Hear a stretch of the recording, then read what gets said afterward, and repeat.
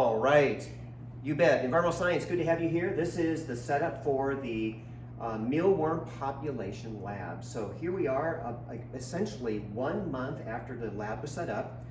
You might remember that what we did as a quick review is we set up 4 different buckets. 2 of them over here are what we call the control colony buckets. Over on the other side, on the right-hand side, we have what's called the treatment colony buckets. And they have exactly the same number of mealworms, exactly the same type of bedding.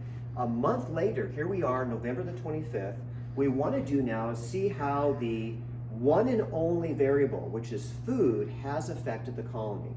So you might remember the control colony buckets were being fed their traditional food. So you can see some oats.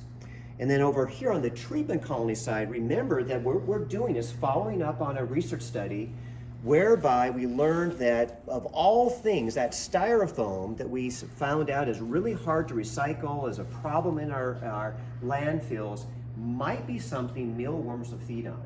So that's the thing that we're looking at. What you have access to at your Google Classroom is a lab sheet.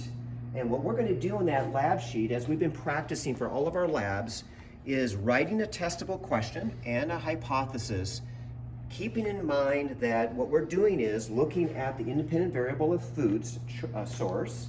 And today what we want to do is find out how that food source affects the dependent variables of the actual count of mealworms in the colonies and how much they weigh.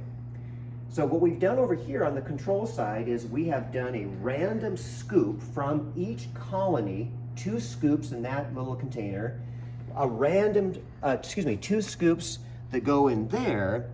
And what we're going to do is we're going to actually do the heavy lifting and actually go through that bedding and count the number of mealworms.